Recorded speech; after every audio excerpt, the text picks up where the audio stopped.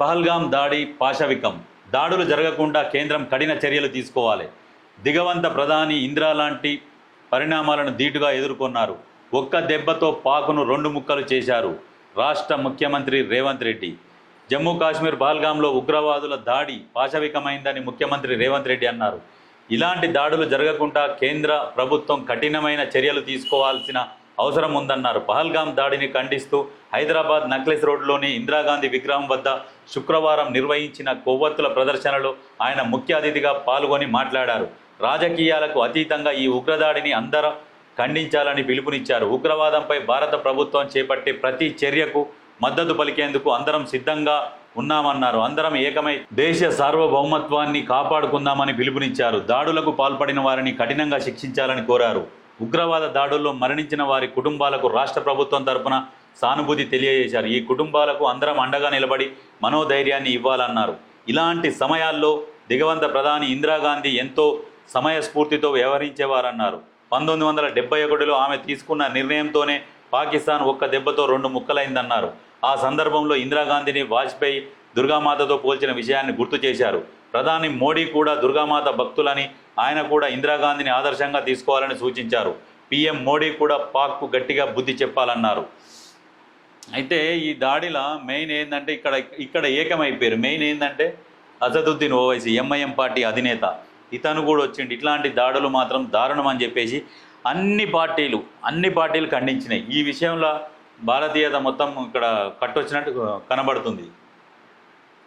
ఇంకొక విషయం ఏంటంటే ఆంధ్రాలో ఒక ఎంపీ, ఆయన పేరు హర్షకుమార్ ఏమనుకుంటా, ఆయన వాళ్ళు ఉగ్రవాదులు భారతదేశం మీద దాడి చేసిర్రు అని అంటే ఆయన ఏమంటాడు, ఆర్టికల్ 370 రద్దు చేయాల్సి లేకుండే, సింధు జలాల నీళ్ళని ఆపేది లేకుండే, ఇవా మాటలు మాట్లాడితే.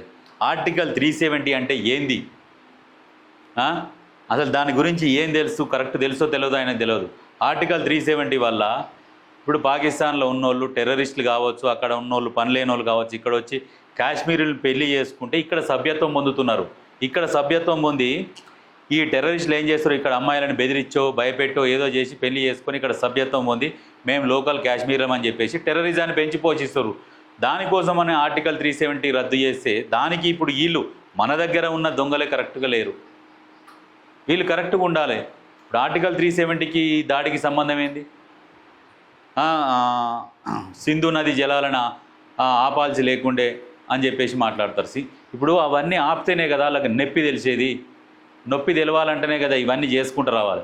ఇప్పుడు ఏదైనా చెట్టు నరకాలంటే ఒకటేసారి కింద నరకలేం కదా, చుట్టూ కొమ్మలు నరుక్కుంటూ వచ్చి లాస్ట్ కింద నరకాలి. ఇప్పుడు కూడా భారత ప్రభుత్వం చేస్తున్నది కూడా అదే.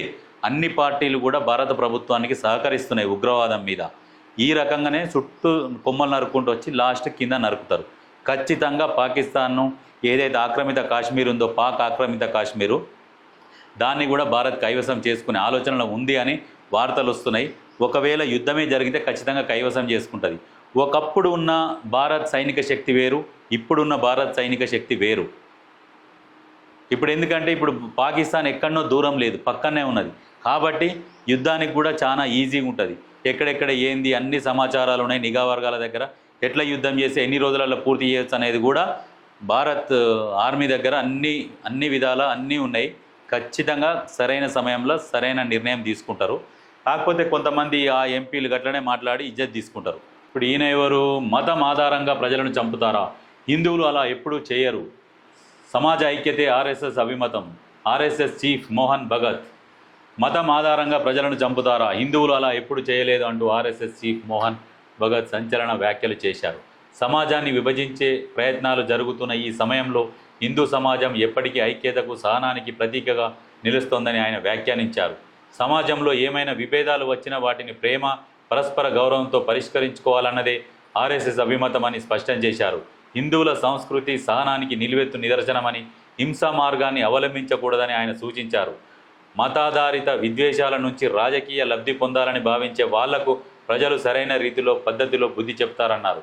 సమాజ శాంతి ఐక్యతకు ప్రతికూలంగా వ్యవహరించే శక్తులు ఎక్కడ ఉన్నా వాటిని ప్రజలే తిరస్కరించాలని పిలుపునిచ్చారు.